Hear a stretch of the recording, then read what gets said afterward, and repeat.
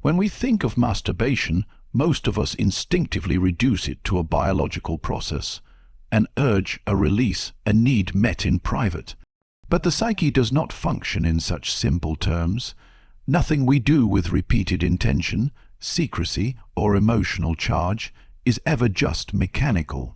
Beneath the surface of the act lies a symbolic landscape, rich and often unexamined.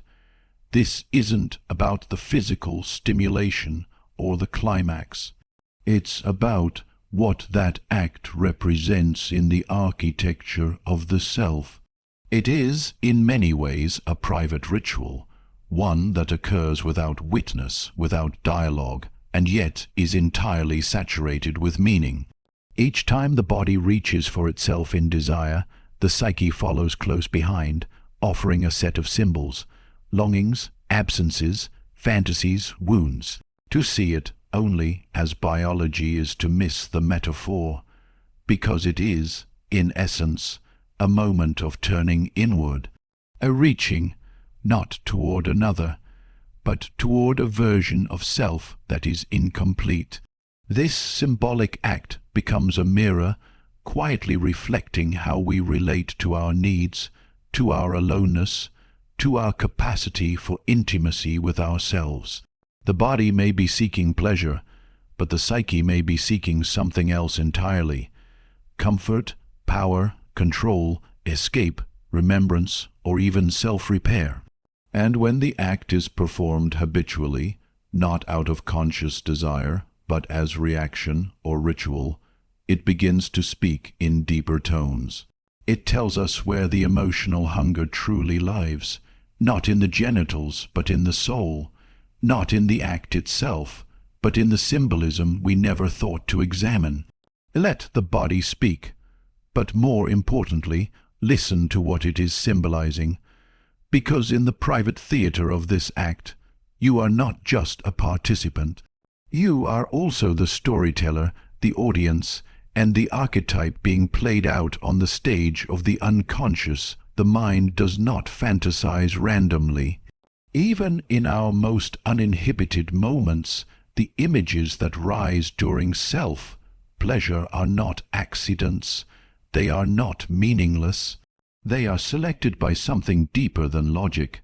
Fantasy is the language of the unconscious. It is not bound by reason, morality, or social structure. It is wild, archetypal, often strange, and it tells the truth in metaphor. When we masturbate, we enter a psychic theater, and fantasy becomes the script. Some of these scripts are tender longing for affection, reunion, closeness. Others are transgressive, even shocking, touching on power, control, humiliation, or voyeurism. These images may seem foreign to our waking selves, but they are never separate from us. They are parts of the psyche trying to speak. A fantasy about dominance may not mean we crave control in daily life. It may mean we feel powerless, unseen, or unexpressed. A fantasy about submission may point to exhaustion, a longing to let go, to surrender what we constantly carry. Sometimes we replay dynamics from childhood, not because they arouse us in a simple way, but because the psyche seeks to process what it could never resolve with words. Fantasy is not the problem. Fantasy is the map. It is the psychic material that has not yet reached the surface of awareness. It contains our hidden hungers, our wounds, our unmet needs. It is not just imagination. It is emotional autobiography, cloaked in symbolism, projected onto the erotic stage. To examine these recurring scenes is not to judge them, but to understand what part of ourselves is asking to be known. What part is still waiting for a voice? What part is living in exile and finds expression only in the quiet solitude of the mind's most intimate theater? There is something profoundly revealing about what we do when no one is watching. Solitude strips away performance. It silences the need to be seen in a certain way, and in that silence, the unconscious begins to whisper, not with words, but with impulses, sensations, and rituals we repeat without always understanding why. Masturbation, in this light, becomes a threshold experience, a private act in which the conscious ego, our day-to-day self, relaxes its grip just enough for other voices to emerge. These voices are not always gentle. Some carry longing, others carry shame, guilt, or grief. And yet all of them are valid. All of them are aspects of the self that live beneath the surface, seeking expression. In solitude, there is no need to negotiate the expectations of another. We are free to feel what we actually feel, to want what we actually want, but this freedom comes with a mirror, a reflection of our true psychological condition. The patterns we enact when alone are often the most honest evidence of what the psyche is holding. When the body turns inward again and again in a certain way, with a certain rhythm, with a certain story attached, that is not random. It is memory, it is emotion, it is shadow, it is history speaking in the body's language. The unconscious doesn't knock. It waits for the mind to become still, for the distractions to fade, for the ego to rest. And in that stillness, it emerges not as something foreign, but as something intimately familiar, though long ignored. It may show up as a compulsion, a craving, a scene we replay, a feeling that rises after release, hollowness, guilt, peace, regret, or relief. This is the moment when psychology becomes more than theory. It becomes lived experience. Because in that quiet space where no one is looking and the act is ours alone, the unconscious sees its opening. Not to punish, not to shame, but simply to speak, to show us, perhaps for the first time, what we have not yet dared to feel in the light. There is a part of the psyche we try to keep in the dark, a part we disown, deny, or avoid because it contradicts the image we have of ourselves. This part has been called many things throughout the ages, but in the language of depth, it is known simply as the shadow. The shadow isn't evil, it's not immoral, it is simply everything we cannot, or will not acknowledge as part of who we are. And because we refuse it the light of consciousness, it finds other ways to speak. One of the most direct, unfiltered ways it does so is through sexuality, especially when that sexuality unfolds in private, without the constraints of social roles or relational masks. Masturbation, for many, becomes an unconscious invitation to the shadow, not as a deliberate summoning, but as a habitual door that opens when the world falls silent. The fantasies that arise in this space, the impulses that feel strange or contradictory, the thoughts we would never voice aloud, these are all messengers of the hidden self. The content of these moments often defies who we think we are. A gentle person may find aggression arousing. A confident person may fantasize about submission. A moral person may imagine transgression. This tension is not a failure of character. It is the shadow attempting to find expression in a world where it has been silenced.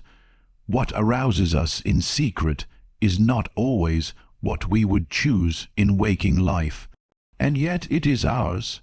It belongs to the psychic system, and the more it is ignored or condemned, the more power it gains in the unconscious. The shadow thrives in suppression. It feeds on what we refuse to look at. When masturbation is repetitive, compulsive, or soaked in shame, it often indicates that we are not in conscious relationship with the shadow. We are being acted upon by it. But when we begin to notice the themes that emerge, the patterns, the emotional tone, we shift the dynamic. We move from being the unconscious vessel of the shadow to being its witness, its questioner, its partner in conversation. This is not always comfortable. The shadow never flatters. It exposes, it confronts, it reveals the places where desire, fear, trauma, and identity blur together. And in the act of self, pleasure, where vulnerability meets instinct. That confrontation becomes intimate, sometimes disturbingly so. The shame we feel is not always about the act itself. It is often about the truths the act reveals. Truths that challenge the story we tell about who we are and who we are not. When the psyche seeks wholeness, it begins by reaching for what is missing. Often we do not search within, we search outward. We imagine, we project. We create inner characters, lovers, idealized bodies, voices, energies, personalities. This is not a flaw in the human design. It is a psychological mechanism as old as myth itself. In the act of masturbation, projection is not only common, it is central. The fantasies we return to, the faces we imagine, the roles we play out, they are not chosen randomly. They are constructions pieced together from fragments of memory, longing, repression, and desire. And while they may appear to be about someone else, they are, at their core, reflections of parts of ourselves, parts we have not yet integrated or perhaps even recognized. We may imagine someone dominant because we have lost contact with our own authority. We may crave the image of gentleness because we have silenced our softness. We might chase after beauty, not because we truly desire the other, but because we have exiled our own sense of worth. In this way, the figure we touch ourselves to becomes a mirror, but not of another person. It is a mirror of the soul's unfinished dialogue with itself. These internal characters, these erotic projections, represent archetypal forces within us. They are the anima and animus, the inner feminine and inner masculine, the muse, the trickster, the lover, the lost child. When we touch ourselves to their image, we are not just seeking climax, we are enacting a reunion, a symbolic attempt to bridge the distance between who we are and what we feel missing. Sometimes this bridge brings healing, sometimes it brings sorrow, because with every projection there is also the ache of separation, the unconscious knowledge that what we seek out there might actually be waiting within us, unclaimed. The erotic energy directed toward the other is often the energy we have not yet allowed to return home. When we chase it in fantasy, we momentarily reconnect with it. But once the moment passes, the emptiness may return deeper now, because it reminds us that what we imagined was always a symbol for something internal, something our ego could not yet face. Directly, projection is the psyche's attempt to make visible the invisible. It gives form to the formless. It lets us love, worship, dominate, beg, or surrender to aspects of ourselves we have buried or denied. And though it appears as if we are engaging with an imagined other, we are, in truth, circling closer to the self, its lost twins, its hidden halves, its inner opposites, waiting to be touched not just with hands, but with awareness. The body reaches for itself for many reasons, sometimes out of desire, sometimes out of loneliness, sometimes out of a need that even words cannot name.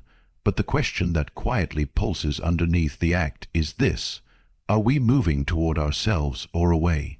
There are moments when self-pleasure is an expression of care, a ritual of self-connection, a way to meet the body with presence, to honor its rhythm, to feel alive in solitude.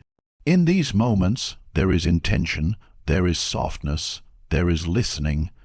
The act becomes something sacred, even tender, not as a substitute for intimacy, but as a deepening of it, starting with the self.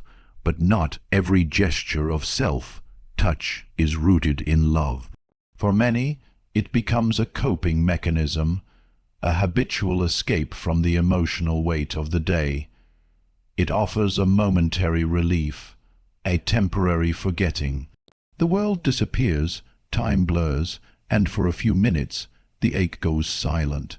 But what returns afterward is telling: a hollowness, a disconnection, a sense that something was numbed rather than nourished. This is where the deeper work begins, because the line between self-love and self escape is not always obvious. It isn't about the act itself, it's about the quality of presence we bring to it. It's about whether we are listening to our body or using it, whether we are honoring a desire or avoiding a feeling, whether we are coming home to ourselves or fleeing from a part of us we are not ready to face. Compulsive masturbation is rarely about sexuality alone. It often signals something else, boredom masking as lust, sadness translated into craving, anxiety seeking distraction through the familiar pattern of arousal and release. The body becomes the stage, but the emotion beneath it remains unseen, unfelt, unresolved. And yet there is wisdom in the repetition. Every time the impulse arises, it carries a message, a signal from somewhere deeper, somewhere wordless. It may not be asking for pleasure. It may be asking for attention, for gentleness, for rest, for meaning. The hand reaches out in ritual, but the soul may be asking, "Are you really here with me? Or are you just trying to disappear for a while?"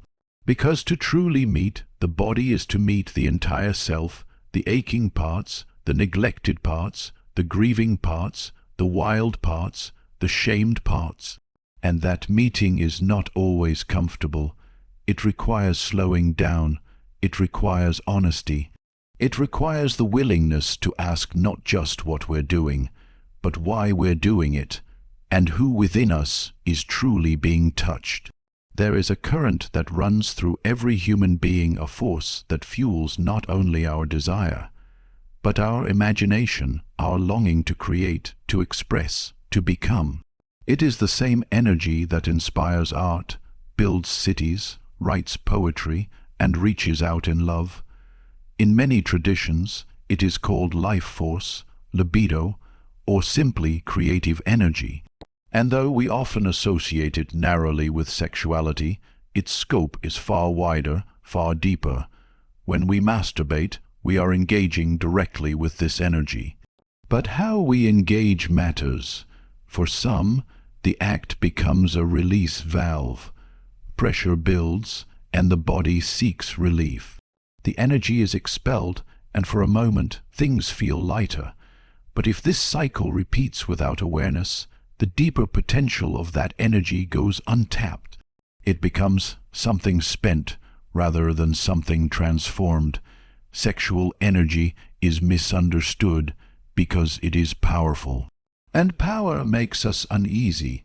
It reveals our vulnerability, our longing, our potential. In its raw form, it can be overwhelming, intoxicating, or frightening, depending on our relationship to it. So we narrow it, we regulate it, we turn it into a habit, a pattern, a familiar loop. We let it discharge through masturbation, often without asking what else it could become. But the same energy that builds arousal is the energy that writes, paints, sings, innovates, connects, heals. It is not limited to the bedroom or the fantasy. It is the psychic fuel that drives our deepest becoming.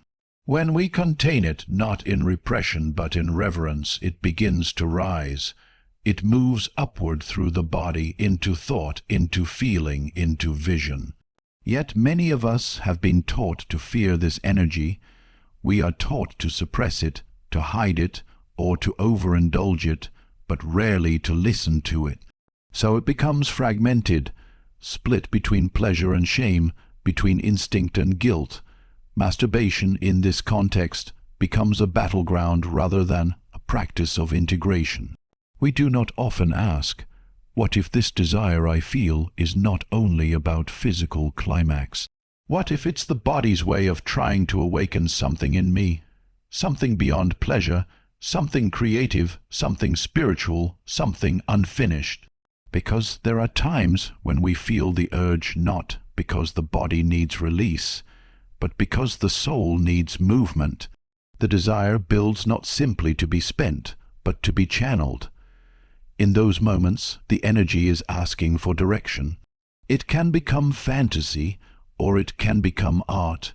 It can become momentary escape, or it can become lasting expression. The difference lies not in the sensation itself, but in the attention we bring to it, how we meet it, where we guide it, and what we choose to make from it.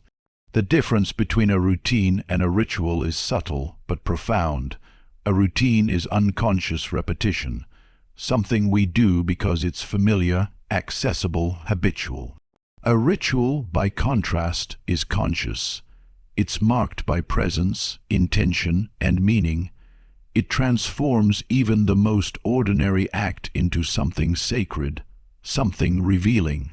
Masturbation, for many, becomes routine, a daily or nightly act folded into the rhythm of life, like brushing teeth or checking a phone. Not because it brings joy or clarity, but because it offers a predictable outcome release, a drop in tension, a fleeting moment of distraction. And like any repeated act done without reflection, it can become mechanical, numbing, disconnected from the deeper psyche that fuels it. But when we begin to approach this act as a ritual, the dynamic changes. We start to notice not just what we're doing, but how we're doing it. What mood we're in when the urge arises, what thoughts we carry into the act, what emotion sits beneath the surface: longing, grief, anxiety, loneliness, boredom. The act becomes a mirror not just of the body, but of the soul's unspoken state. A ritual doesn't require candles or silence or special surroundings, though it can include them. What it requires is attention. It asks us to slow down enough to witness ourselves, to ask, not with judgment, but with curiosity, what is this act serving today? Is it a way to connect or a way to numb? Am I reaching for pleasure or trying to avoid pain? In the space of ritual, masturbation can become an honest conversation, a moment to feel what we usually suppress, a time to encounter the body not as a machine to be used, but as a vessel of memory, intuition, sensation. The pace shifts, the mind quiets, something deeper begins to emerge. A desire not only for climax, but for contact, for meaning, for closeness, for the comfort of being seen, even if only by ourselves. And yet, if left unchecked, the act can easily slip back into routine. It becomes reactive instead of intentional. It may be triggered by stress, fatigue, or emotional discomfort. It becomes something we turn to without asking why, driven by momentum rather than choice. Over time, the deeper self begins to fade from the act, and what remains is only repetition, a closed loop with no invitation to insight, no gateway to change. When masturbation is surrounded by secrecy, by shame, by urgency, it loses its symbolic power. It becomes a symptom, a way the unconscious copes with what has not been faced. But when we reframe it as a ritual, it begins to open, it begins to reveal. It invites a level of awareness that can bring us into contact not only with desire, but with the deeper emotional architecture beneath that desire, the unseen truths that animate it. At the center of the human journey is not perfection, but wholeness. Not the silencing of desire nor its unchecked indulgence, but the integration of all parts of the self, those we celebrate and those we conceal. Masturbation, often hidden in shadow and rarely spoken of with honesty, becomes one of the quiet arenas where this integration, or its absence, plays out in real time. We are taught, directly or indirectly, to split ourselves, to present the polished, controlled version outwardly, while banishing our messier instincts into the background. The sexual self is often the first to be exiled, labeled as too much, too raw, too dangerous, too shameful. So we push it down, or we act it out without reflection. In either case, the result is the same: fragmentation. A life where parts of us live without connection to the whole. Integration begins with recognition. It begins with turning toward what we've avoided, not to control it, but to understand it. To see that the sexual self is not separate from the emotional self, or the spiritual self, or the creative self. It is part of the same fabric, woven from the same thread of longing, memory, hope, and pain. When we touch ourselves, we are not just engaging the body. We are entering into relationship with the self as a totality, with its fears, its secrets, its dreams, its unresolved history. For some, masturbation becomes a coping mechanism, a way to manage unprocessed emotions, to escape relational wounds, to bypass inner discomfort.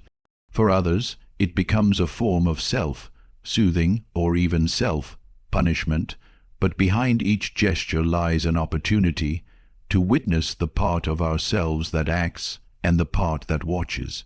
To begin a dialogue between those two, the act itself does not define us, but our relationship to it reveals much. Are we hiding from ourselves, or are we learning to meet ourselves fully?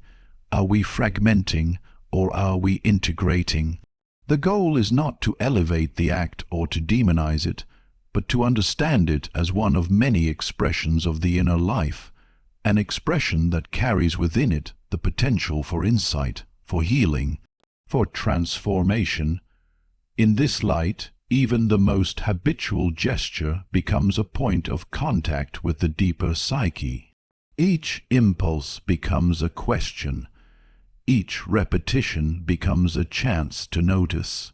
Each moment alone becomes a space where the fragmented self has the chance to be seen, not in parts, but as a whole, complex, layered, and entirely human.